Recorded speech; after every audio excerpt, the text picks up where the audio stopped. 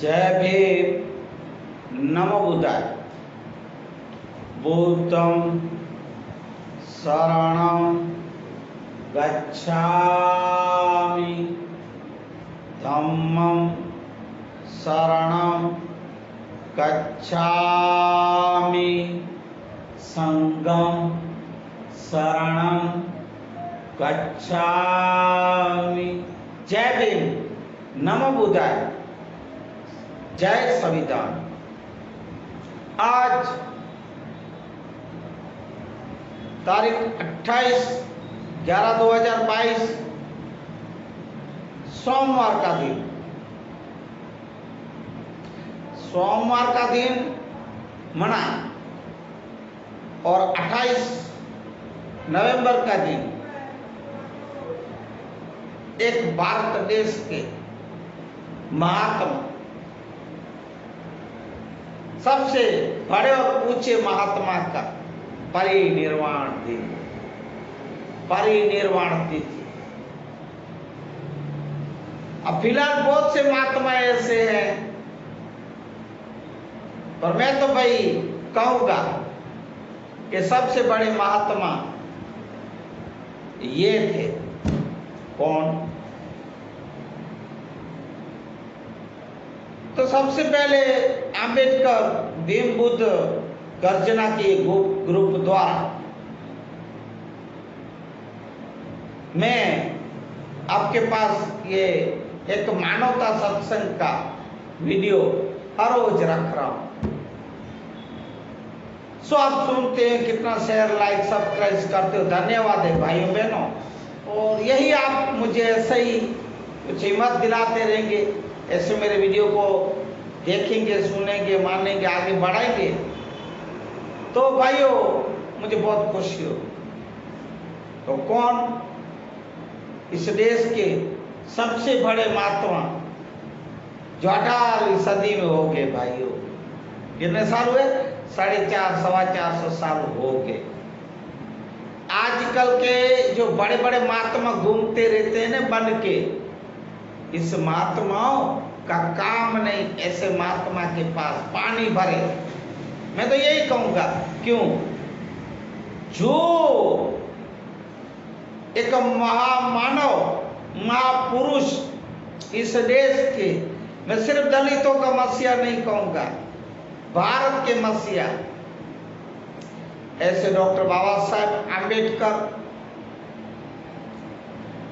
के सदगुरु, गुरु नहीं, गुरु तो बहुत से घूमते फिरते चलते, थैला बगल में लिया, झोला लिया और रास्ते चलते बुलाते, ए इधर आ, तुम मेरा चेला और मैं तेरा गुरु। ऐसे गुरु नहीं, सदगुरु जो आध्यात्मिक क्षेत्र में भी जो सदगुरु करते हैं, आध्यात्मिक क्षेत्र में जो सत्संगी, जो प्रेमी है, जो हरिनाम लेने वाले हैं, वो ऐसे ही मेरे बाबा साहेब के सदगुरु महात्मा ज्योतिराव गोविंदराव फुले की बात कर रहा हूं।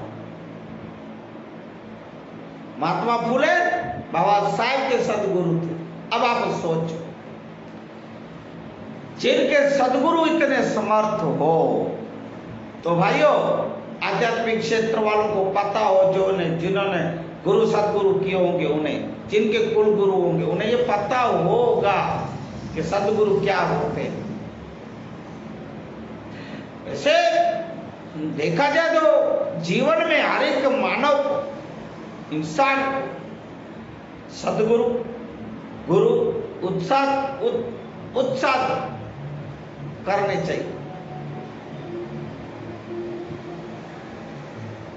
क्यों? आध्यात्मिक क्षेत्र के जो गुरु होते हैं वो अपन को ऐसे, ये सदगुरु भी यही मार्ग, ये सदगुरु तो भाइयों अंदर की जागृति और बाहर शरीर की शक्ति पैदा करने के लिए ऐसे ज्ञान, ऐसे कार्य करके गए हैं, जिनके राह पे चल के हमारे बाबा साहब जैसे महान पुरुष, महामानव भारत देश के और विश्व के मसीहा, चलो ने भाइयों, विश्व के मसीहा है मेरे बाबा साहेब। ऐसे बाबा साहेब के सदगुरु ज्योतिराव फूले कि आज परिनिर्वाण दिन अपन सबसे पहले हरिओम शांति पुष्पांजलि और हृदयांजलि अर्पित करेंगे और कुछ इनके जीवनी के बारे में मैं आपको बताऊं। ऐसे तो आजकल बहुत अम्बेडकरवादी, ये जय भीम बोलने वाले, ये जो संस्थाएं चलाते सबको पता होगा ज्यादातर। तो फिर भी मैं मेरी वाणी को शुद्ध करने, पवित्र करने के लिए आप लोग के पास मैं वीडियो द्वारा रख रहा हूं, सो आप स्वीकार सुने। ज्योतिराव फूले का जन्म अवतार, भाई देखो ऐसे महापुरुष के अवतार होते, जन्म नहीं। तो मैं हमेशा कहता हूं संतों के, साधुओं के, महापुरुषों के, सज्जन पुरुषों के अवतार, जन्म साधारण मानव के, जीवों के होते, प्राणियों के हो, जीव जंतु के हो। 84 लाख में ये आते महामानव, महापुरुष, संत, महात्मा ये नहीं आते, ये अवतार होते। ये अपना कार्य करने आते हैं इस संसार में, इस जगत में, और अपना कार्य करके चले जाते हैं। और जो ब्रह्म या जो भी ईश्वर कहते हैं स्वधाम जाते हैं, वहां जिसको जो जो मानते हैं उसके स्वधाम जाते हैं, उनका आना जाना मिट जाता है। ऐसा परिनिर्वाण का दिन बात करते हैं। तो उनका अवतार 1827 11 अप्रैल पुणे के खानवाड़ी गांव, पुणे, जो ब्रिटिश सरकार में तभी पुणे, ब्रिटिश सरकार भारत पुणे, फिलहाल महाराष्ट्र में कहा जाता है, पुणे में हुआ था। और 1873 को परिनिर्वाण हुए थे। 28 नवंबर 1873 को परिनिर्वाण हुए थे।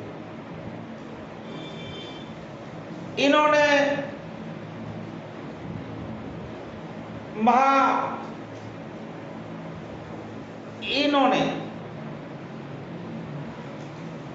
सत्य शोधक समाज नामक का संस्थान का संगठन किया। सत्य शोधक नाम के एक समाज का संगठन, एक संस्था एक गठन किए थे। उन्होंने ज्यादातर महिलाओं के लिए, पिछड़ी जाति के लिए और अछूतों के उत्थान के लिए कुछ कार्य किए थे। सेवा के कार्य, समाज सुधारक के कार्य इन्होंने किए थे। और विशेष समाज के सर्व वर्गों के लिए, ना कि सिर्फ पिछड़ी जाति, हर एक 18 वर्ण जो कहते, अभी 18 वर्ण कहते, वो सब वर्गों के लिए भी शिक्षा प्रदान करने के लिए प्रबल समर्थ। आजकल के लोग या तो पहले युगों में हो गए, महाभारत के समय, रामायण के समय, कि सिर्फ क्षत्रियों को, आर्यपुत्रों को, ब्राह्मणों को इसको पढ़ाया जाता था। ज्योतिबा फूले ऐसे नहीं थे। ज्योतिबा फूले सर्व वर्गों को चाहते थे और सर्व वर्गों को शिक्षा प्रदान करने के लिए भाई समर्थ ज्योतिबा फूले। देखिए भाई, इनका नाम महात्मा ज्योतिराव फूले, ज्योतिबा फूले, महात्मा फूले, ऐसे उपनाम ज्योतिबा फूले को दिए गए थे। बाबा साहेब के सदगुरु, आप ध्यान दीजिएगा बार बार मेरी बातों में। तो भारतीय समाज में जो प्रचलित जाति पर आधारित ये विभाजन, पहले जो जैसे चलता था, अस्पृश्यता, भेदभाव, जातिवाद, कौमवाद, ये जो इस देश में जब चल रहा था, इसके विरोध थे। तब ज्योतिबा फूले इस बातों पे, भेदभाव के, ये विभाजन के कारण बहुत नाराज रहते थे और विरोध थे। ज्योतिबा फूले, मैंने अभी आपको बताया, ऐसे फिर से बताऊं क्योंकि कुछ सोए लोग फिर भूल जाते हैं, इसलिए जागे और सुने। उनका जन्म 11 अप्रैल 1827 में हुआ, पुणे में, और मृत्यु मैंने अभी बोला 28 नवंबर 1890, और उम्र वर्ष 63 साल। मैंने अभी नाम भी 3 आपको उपनाम बता दी। इनके धर्म पत्नी जीवन साथी सावित्रीबाई फूले थे। इनका मूल उद्देश्य था फूले जी का कि स्त्रियों को, महिलाओं को शिक्षा का अधिकार प्रदान करना, शिक्षित बनाना। जो बाबा साहब के मूल सूत्र है, जो सदगुरु के थे, जो सदगुरु के कार्य थे, वही शिक्षित बनो, संगठित बनो, संघर्ष करो। मेरे बाबा यही कर रहे हैं, करके गए हैं सदगुरु की राह पे चल के। देखो भाई, आध्यात्मिक क्षेत्र हो चाहे ये क्षेत्र, कोई भी एक समाज सुधार का जो क्षेत्र हो, सदगुरु की जो बताए मार्ग पे चलना जरूरी। सदगुरु आत्मज्ञान, अंदरूनी ज्ञान का अपन को पहचान कराते हैं, और ये गुरु भाइयों आत्मा जागृति तो करवाई, आत्मा शक्ति प्रदान की, करवाई, साथ साथ इस शरीर को शक्ति पैदा करके अन्याय से लड़ना, गुलामी से छुड़ना सिखाए। तब तो मेरे बाबा साहब जैसे अनमोल रत्न, भारत रत्न ऐसे पंख उन्हें गुरु बनाए, जिनके गुरु इतने, जैसे हमारे मोरारी बापू हैं, जैसे हमारे कुल गुरु ब्रह्मलीन दामजीराम बापू, ब्रह्मलीन दामोदर बापू, दामजी बापू, अरे जिनके गुरु इतने समर्थ हो भाइयों, तो उस मानव में क्या कमी होगी? अकेले ही काफी होते हैं, जिसके ऐसे समर्थ सदगुरु हो, जो समर्थ सदगुरु की आज्ञा में रहते हो, जो समर्थ सदगुरुओं की एक कार्य को आगे बढ़ाते हो, चाहे आध्यात्मिक क्षेत्र हो, चाहे सामाजिक क्षेत्र हो, चाहे अपने समाज के उद्धार और कल्याण के लिए हो। ऐसे इसलिए मैं फिर से कहूंगा, अपने हर एक मानव इंसान के जीवन में ऐसे समर्थ सदगुरु होने बहुत जरूरी। फिर आगे बढ़े तो और विशेष में बाल विवाह का विरोध करना। अभी भी कितने बहुत से राज्यों में, जैसे राजस्थान, एमपी, यूपी, जो भी बहुत से ऐसे राज्य हैं देश में, बहुत से अभी बाल विवाह हो रहे हैं। अब कायदे बने, कानून बने, पर वो कुछ अपने अपने पावर चलाते हैं कुछ राज्यों में, तो ठीक है, वो अपन को वो नहीं जाने, पर बाल विवाह के विरोध थे। विधवाओं के विवाह के समर्थन भी करते थे। पहले जवानी में विधवा हो जाती थी महिलाएं, बहनें, तो उनका फिर से पुनर्विवाह करवाना, उनकी एक जीवन को उत्थान दिलाना, ऐसा बाल विवाह, विधवा विवाह के जैसा मना, विधवा विवाह, बाल विवाह नहीं, विधवाओं का विवाह करवाना, ये सब महिलाओं का उत्थान की कार्य, महिलाओं और स्त्रियों के लिए पूरा जीवन व्यतीत किए, ऐसा इनके जीवन में है फूले जी। तो और दूसरा, फूले ने इस समाज की प्रथा, अंधश्रद्धा की जो जाल से ये बंधी हुई थी, समाज घिरी हुई, आज भी अरे भाइयों क्या बात करो अंधश्रद्धा की। उधर दिखाने जाते हैं, उधर काला धागा करते हैं, उधर मंदिरों में जाते हैं, उधर बुआओं के पास जाते हैं, वो बुआ जी, ये मेलड़ी माँ, ये देवी, ये फलाना, ये सब अभी भी वीआईपी लोग, बड़े बड़े बंगले वाले, उजड़े, शिक्षित भी है, अनपढ़ भी नहीं, शिक्षित लोग भी आजकल दिखाते हैं ही दसो तो खरा इनके कुर्ती हुआ है, ए चूड़े लाए, ए डाकड़ है जे शरीर में, ए नाचे पे, ए संजोली नाचे तो इनके ही तो कुछ नहीं होता है। अंधश्रद्धा से दूर ज्योतिबा फूले अंधश्रद्धा को निवारण करने के लिए, इस समाज से ये कुप्रथा निकालने के लिए बहुत से प्रयास किए भाई। कितने साल हुए? 450 450 साल हो गए, पर अभी भी ये कुछ समाज के लोग, सिर्फ दलित की समाज नहीं कहूंगा, SC ST OBC नहीं, ज्यादातर तो यही गिरे डाले हुए हैं, क्योंकि ये ब्राह्मण लोग ने डरा दिया, ज्योतिष लोग ने डरा दिया, इन लोग को डर के बैठे दुबक के। इस अंधश्रद्धा से निकलो। हमारे सपना नगर में एक झोपड़े में कोई रबारे भरवाड़े जो भी है, वो मैं जब देखो 8 दिन 15 दिन क्या डेली बड़ी बड़ी गाड़ियां झोपड़ी के आगे, भाई क्या है, कुछ दिखाने आए, इनको कुछ नड़ते हैं, पैसे वाले, बंगले वाले, संपत्ति वाले, पढ़े लिखे लोग आते हैं, तो फिर अनपढ़ छोटे लोग, मजूर लोग, उन लोग की क्या गलती? जब इनकी गाड़ियों को देखते हैं तो भाइयों इनको ऐसा लगता है ओहो कुछ तो होगा। ऐसे अंधश्रद्धालु, अंधविश्वासु, अंधे, आंख होते हुए भी अंधे, जो अंधश्रद्धा में अभी भी घुसे और दौड़े जा रहे हैं। तो क्या इन महामानवों का, हमारे बाबा साहब, हमारे ज्योतिबा फूले और ऐसे कितने महामानव क्या पागल लगते थे? इनको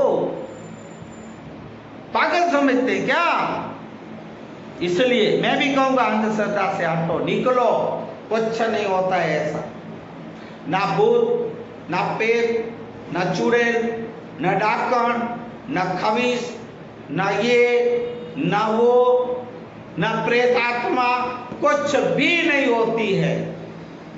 ये अगर हो तो इनसे ज्यादा तो जिंदे आदमी नड़ते हैं, जिंदा ये लोग नाटते हैं। ऐसे लोग से बचना, ऐसे ये जो चूड़ैले घूम रही, फिर ऐसे जो भूत घूम रहे हैं, ये जो भूत और चूड़ैलों से, ये खबीसों से भी जो खराब काम करते गंदे, ऐसे गंदी राजनीति वाले, कुछ लोग खड़ी है, कुछ लोग खड़े, ऐसे लोग को पहचानो। जिंदे भूत प्रेत चूड़ैल डाकड़े डायने ये हैं। मैं आप समझ गए होंगे अभी जो ये माहौल चल रहा है कच्छ गुजरात में, तो ऐसे लोग को पहचानो, इन लोग से डरो, उन लोग से डरने की जरूरत किसी को है भी नहीं और लड़ते भी नहीं। तो ये भी एक काम करते थे, कार्य सबसे बड़ा अंधश्रद्धा कुप्रथा को मिटाने की फूले जी। और अपना संपूर्ण जीवन भाइयों उन्होंने स्त्रियों की शिक्षा प्रदान करने में, स्त्रियों के उनके अधिकारों को दिलाने में लिए और जागरूकता करने के लिए अपना जीवन व्यतीत किए थे।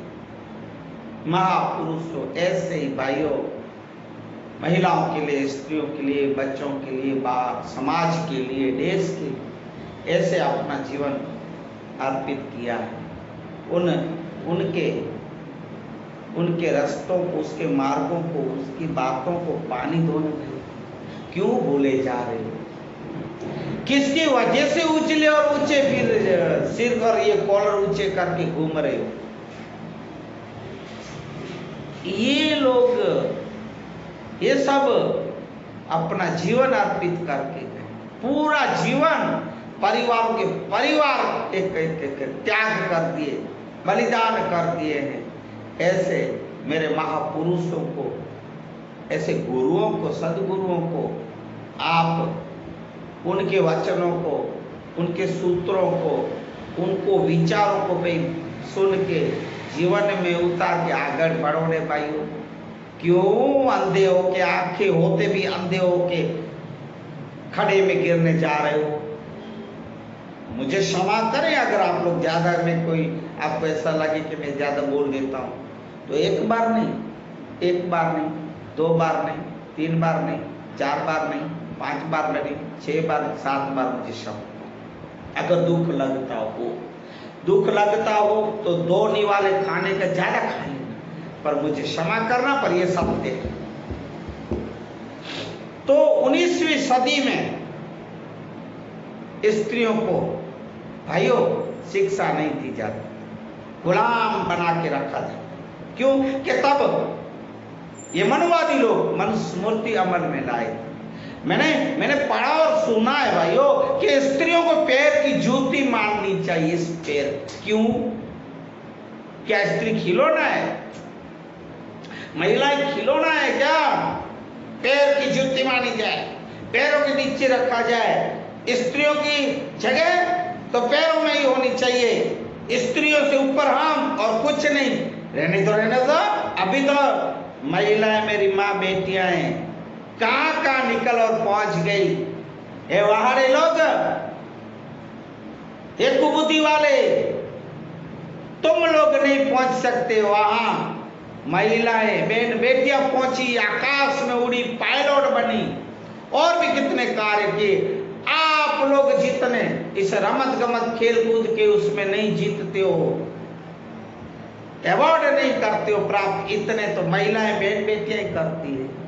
ध्यान दो, आजकल की महिला सशक्त है। पैर की जूती नहीं, मैं महिलाओं को, मेरी बेटियों को कहूंगा कि यह जो अगर पैर की जूती माने तो वही आपकी पैर की जूती उठा के उतार के इनके सिरों में मारो, शेर नहीं बनो। क्यों झुके भाई? आज समय वो रहा नहीं। आज समय जैसे हमारे मामा जी बोल के गए कि रानियों के राज होंगे, मना महिलाओं के राज होंगे, और वो है भी। पर ऐसी कुछ महिलाओं को राज हाथ में मत दे देना। अभी जो इलेक्शन चल रहे, चुनाव में बहुत सी अभी ऐसी महिलाएं हैं जो अपनी राजनीति की रोटियां सेकती है। महिलाओं को भी पहचान के, जान के, उसके कार्य को देख के आप मत देना, नहीं तो मत देना। ऐसी महिलाओं को दर गुजर करके गांव से नहीं, देश से निकाल देना। चाहे फिर पीएम हो, चाहे सीएम हो, चाहे जो भी हो, रवाना कर देना। ऐसे लोग की कोई जरूरत नहीं जो देश का दिवाला निकाले, जो देश को बर्बाद करने बैठे हो, जो देश का विकास नहीं विनाश करने बैठे हैं। ऐसे लोग को जब चुनाव आते हैं, मैंने फिर कहा, आप बड़े राजेश्वरी मतदान करने वाले सोच समझ के मत का देना, नहीं तो नाटों में जाने देना। भले ये नट करते रहे, नाटक करे या नाटक करे या नाचते रहे, इसको नाचते ही छोड़ देना, नाटों में आपका वोट जाने देना। ऐसे लोग को आप वोट मत देना, ठीक है? मैं रोज जब सत्संग रखूंगा और चुनाव जब तक पूरे नहीं होंगे, मैं आपको अब यही कहूंगा कि आपका मत, आपका वोट सही जगह पे देना। अगर आपको लगे कि कोई भी इस वाला या कोई भी काम का नहीं है तो नाटों में जाने देना भाइयों, नहीं तो मत देना। और अगर लगे कि ये कोई काम के नहीं है तो उसको अपने एरिया, विस्तार, गांव, सिटी आने ही नहीं देना और चुनाव का बहिष्कार करना। कैसी जागृति लाना मेरे भाइयों बहनों। मैं सिर्फ मेरे गांव के लिए नहीं, पूरे देश के लिए कहूँगा। जब मेरे ये पहुँच जाए मेरा वीडियो, तो मैं ऐसी आशा रखता हूँ कि आप ज़्यादा से ज़्यादा मेरे ये सुझाव आपको अच्छे लगे तो आगे भेजना, उसको सब्सक्राइब करना, शेयर करना, लाइक करना। मैं बहुत धन्यवादी रहूँगा, आपका आभारी रहूँगा भाइयों। तो ये बात है। और कन्याओं के लिए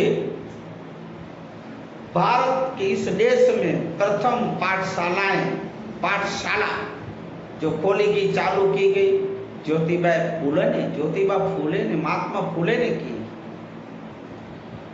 और महिलाओं का, स्त्री और पुरुष का भेदभाव, महिलाओं का ये जो भेदभाव रखा जाता था स्त्री पुरुष का, वो भेदभाव भी मैंने अभी बताया, वो मिटाया जाए। स्त्री की तत्काल दयनीय स्थिति को फूले बहुत व्याकुल और ऐसी दयनीय स्थिति हालत देख के फूले व्यतीत और दुखी रहा करते थे। उन्होंने दृढ़ निश्चय किया कि मैं इस समाज में क्रांतिकारी बदलाव ला के ही रहूंगा, ऐसे दृढ़ निश्चय किया। उन्होंने अपनी धर्मपत्नी सावित्रीबाई फूले को स्वयं शिक्षा दी, पढ़ाई करवाई थी और सशक्त बनाए थे। पहली बार सावित्रीबाई फूले इनकी धर्मपत्नी को, और भारत की तब प्रथम महिला अध्यापिका अध्यापक बने। उन्होंने विधवाओं और महिलाओं के कल्याण के लिए बहुत से काम किए। और इसके साथ ही किसानों की हालत देखिए भाई, किसानों की भी हालत, खेडूतों की हालत भी कल्याण के लिए, हालत सुधारने के लिए बहुत से काफी प्रयास और कोशिशें की थी। स्त्रियों की दशा सुधारने के लिए उनको एक शिक्षा एजुकेशन पढ़ाई के लिए उन्होंने 1839 में प्रथम सबसे पहले एक स्कूल वो खोले थे, पाठशाला खोली थी, स्कूलें खोली थी। ऐसे महान पुरुष महात्मा ज्योतिबा फूले के परिनिर्वाण तिथि 1873 में हुए थे।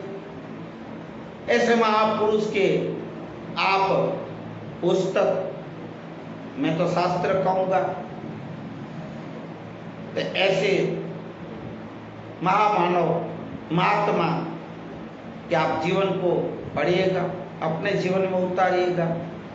आज के दिन, परिनिर्वाण के दिन, फिर से महात्मा फूले को हार्दिक श्रद्धांजलि पुष्पांजलि अर्पित करके मैं आज के सत्संग को विराम दूंगा। इससे पूर्व बुद्धं शरणं गच्छामि, धम्मं शरणं गच्छामि, संघं शरणं गच्छामि। जय भीम, नमो बुद्धाय, जय संविधान।